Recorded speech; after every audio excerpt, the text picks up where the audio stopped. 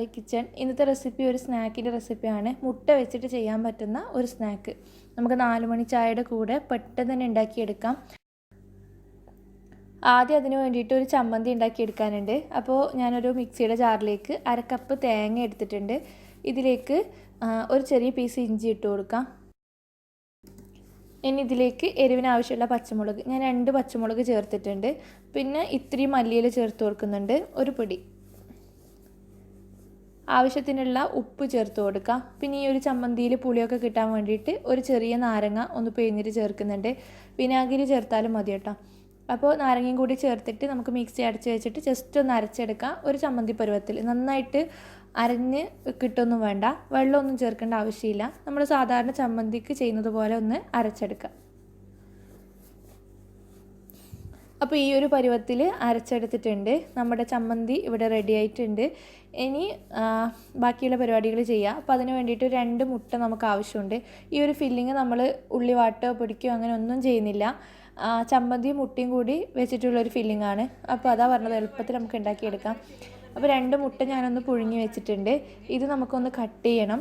അപ്പോൾ ആദ്യം 2ആയിട്ട് കട്ട് ചെയ്യുക. പിന്നെ ഹാഫായിട്ടുള്ള ഭാഗം ഒരു 3 പീസായിട്ട് അങ്ങനെ കട്ട് ചെയ്തിട്ടാൽ മതി. ഞാനിപ്പോൾ ഇതുപോലെ 3 പീസായിട്ട് ഹാഫ് പോർഷൻ അങ്ങനെ കട്ട് ചെയ്തിടാണ്. അതുപോലെ 2 മുട്ടയും ചെയ്തെടുക്കാം. ഇനി ഇതിലേക്ക് നമുക്ക് മയോണൈസാണ് ചേർത്ത് കൊടുക്കേണ്ടത്. ഞാനൊരു 2 ടീസ്പൂണോളം മയോണൈസ് ചേർത്ത് കൊടുക്കുന്നുണ്ട്.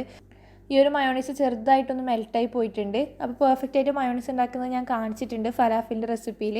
അപ്പോൾ അതിൻ്റെ ലിങ്ക് ഞാൻ ഡിസ്ക്രിപ്ഷൻ ബോക്സിൽ കൊടുക്കാം. അപ്പോൾ ഇതും കൂടി ചേർത്തിട്ട് നന്നായിട്ടൊന്ന് മിക്സ് ചെയ്തെടുക്കുക. അപ്പോൾ മയോണൈസ് എത്ര വേണമെന്ന് വെച്ചാൽ അതിനനുസരിച്ചിട്ട് ചേർക്കുക. ഇതിപ്പോൾ മെൽറ്റായി പോയതുകൊണ്ട് കൂടുതൽ വെള്ളം കയറണ്ടെന്ന് വെച്ചിട്ട് ഞാൻ 2 ടീസ്പൂൺ മാത്രമേ ചേർത്തിട്ടുള്ളൂ. നന്നായിട്ടൊന്ന് മിക്സ് ചെയ്തെടുക്കുക. ഇത്രയേ ഉള്ളൂ, നമ്മുടെ ഫില്ലിങ് ഇവിടെ റെഡി ആയിട്ടുണ്ട്. ഉള്ളി വാട്ടിയോ പൊടിക്കുക അങ്ങനത്തെ ഒരു പരിപാടിയും ഇല്ല. ഇത് മാറ്റി വെക്കുക. ഇനി ഇതിന് വേണ്ടിയിട്ടുള്ള ഒരു മൈദ വെച്ചിട്ടൊരു മാവ് റെഡിയാക്കി എടുക്കാനുണ്ട്. അപ്പോൾ ഒരു ബൗളിലേക്ക് ഒരു 1/2 കപ്പോളം വെള്ളം ചേർത്ത് കൊടുക്കുക. ആവശ്യത്തിനുള്ള ഉപ്പും പിന്നെ 1 ടീസ്പൂണോളം വെജിറ്റബിൾ ഓയിലും കൂടി ചേർത്ത് കൊടുക്കുന്നുണ്ട്.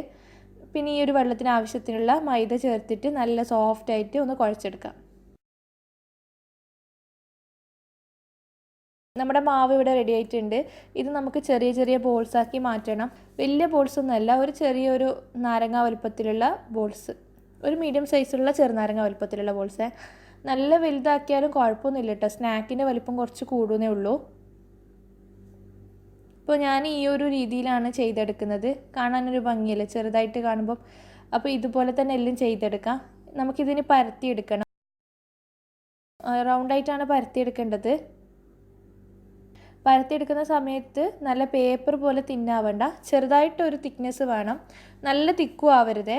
അപ്പോൾ എണ്ണയിലിടുമ്പോൾ കുക്കാവൂല. നമ്മൾ സമൂസക്കൊക്കെ ചെയ്യുന്നില്ലേ, അതുപോലെ തന്നെയാണ് പരത്തിയെടുക്കുന്നത്. അപ്പോൾ ഇതുപോലെ ഒന്ന് പരത്തിയെടുത്തിട്ടുണ്ട്. ഇതിങ്ങനെ 2ആയിട്ടൊന്ന് കട്ട് ചെയ്യാം. നമ്മൾ കട്ട് ചെയ്ത ഒരു പീസിൻ്റെ ഈ ഒരു തറ്റത്തായിട്ട് നമ്മൾ ഫില്ലിങ് വെച്ച് കൊടുക്കുകയാണ്. മുട്ടയും ചമ്മന്തിയും വെക്കണം. മുട്ട മാത്രവും ചമ്മന്തി മാത്രം അങ്ങനെ വെക്കരുത്. ഒരു സൈഡിലായിട്ട് അങ്ങനെ ഒരു മുട്ടയുടെ പീസ് വെച്ച് കൊടുത്താൽ മതി. എന്നിട്ട് ഇതുപോലെ ഒന്ന് കവർ ചെയ്യുക. എന്നിട്ട് പൊട്ടിച്ചെടുക്കുന്ന സമയത്ത് നന്നായിട്ട് ശ്രദ്ധിക്കുക. മുട്ടയാണ്, എണ്ണയിലിടുന്ന സമയത്ത് പൊട്ടിപ്പോകരുത്. അപ്പോൾ മുട്ട പൊട്ടിത്തെറിക്കാനുള്ള ചാൻസ് ഉണ്ട്. അപ്പോൾ നന്നായിട്ട് സെക്യൂറായിട്ട് തന്നെ ഒട്ടിച്ചെടുക്കണം. ഫില്ലിങ് നന്നായിട്ട് ഉന്തി ഉള്ളിലേക്ക് ആക്കിയിട്ട് ഒട്ടിച്ചെടുക്കാം. അപ്പോൾ ഇത്രയേ ഉള്ളൂ നമ്മുടെ സ്നാക്ക്. ഒരു സ്നാക്ക് ഇവിടെ റെഡി ആയിട്ടുണ്ട്. ഇനി വേറൊരു രീതിയിലൊന്ന് കാണിക്കാം. ഇതുപോലെ തന്നെ സൈഡൊന്ന് പിരിച്ചെടുക്കുന്ന ഒരു ടൈപ്പ്. അപ്പോൾ സൈഡിലായിട്ട് ഫില്ലിങ് വെച്ച് കൊടുക്കുക. എന്നിട്ട് ഒരു ഭാഗത്ത് പിന്നെ നമ്മുടെ ഫോർക്ക് വെച്ചൊന്ന് ഒട്ടിച്ചെടുത്തതിന് ശേഷം നമ്മൾ പിരീഡൊക്കെ ചെയ്യുന്നില്ലേ, പിരിച്ചെടുക്കുന്നത്, അതുപോലെ ആ ഒട്ടിച്ച ഭാഗം ഇതുപോലെ ഒന്ന് പിരിച്ചെടുക്കുക. ഇതാകുമ്പോൾ കുറച്ച് പണിയുണ്ട്. അതാകുമ്പോൾ നമുക്ക് ജസ്റ്റ് ഒന്ന് ഒട്ടിച്ചെടുക്കേ വേണ്ടൂ. എന്നിട്ട് ആ താഴ്ഭാഗം നേരത്തെ ചെയ്ത പോലെ തന്നെ ഫോർക്ക് വെച്ചിട്ട് നന്നായിട്ട് ഒട്ടിക്കുക. അപ്പോൾ ഇത്രയേ ഉള്ളൂ, എല്ലാം റെഡി ആയിട്ടുണ്ട്. ഇനി നമുക്ക് ഫ്രൈ ചെയ്തെടുക്കേ വേണ്ടൂ. അപ്പോൾ അതിന് വേണ്ടിയിട്ടുള്ള ഓയിൽ ചൂടാക്കാൻ വെച്ചിട്ടുണ്ട്. ഒരു മീഡിയം ഫ്ലെയിമിൽ ഇട്ടിട്ട് നമുക്ക് ഫ്രൈ ചെയ്തെടുക്കാം. ഒരു സമയം ഞാൻ 2 എണ്ണമാണ് ഇട്ട് കൊടുക്കുന്നത്. പിന്നെ ഒന്നുകൂടി പറയാം, മുട്ട ആയതുകൊണ്ട് നന്നായിട്ട് സെക്യൂറായിട്ട് ഒട്ടിച്ചെടുക്കാൻ ശ്രമിക്കണം. വേറെ കാര്യങ്ങളൊന്നും ശ്രദ്ധിക്കാനൊന്നുമില്ല. ഇത് തിരിച്ചു മറിച്ചൊക്കെ ഇട്ടിട്ട് ഫ്രൈ ചെയ്തെടുക്കാം. പെട്ടെന്ന് തന്നെ റെഡിയായി കിട്ടും. നല്ലോണം അങ്ങ് കറുത്ത് പോകുന്നു വേണ്ട. നമ്മുടെ തൊലി ആവശ്യത്തിനുള്ള തിക്നെസ് മാത്രമേ ഉള്ളൂ. അപ്പോൾ പെട്ടെന്ന് തന്നെ റെഡിയായി കിട്ടിക്കോളും. നല്ല തിക്കായിട്ടുണ്ടെങ്കിൽ കുക്കിംഗ് ടൈമും കുറച്ച് കൂടും. പിന്നെ ഉൾഭാഗം വേവാത്ത പോലെ ഉണ്ടാവും. ഈ ഒരു കളറായി കിട്ടിയാൽ മതി. ഇത് എണ്ണയിൽ നിന്ന് മാറ്റാം. ഇതുപോലെ തന്നെ ബാക്കിയുള്ളതും ഫ്രൈ ചെയ്തെടുക്കാം. എണ്ണ കുടിക്കുന്ന പ്രശ്നമൊന്നുമില്ല കേട്ടോ.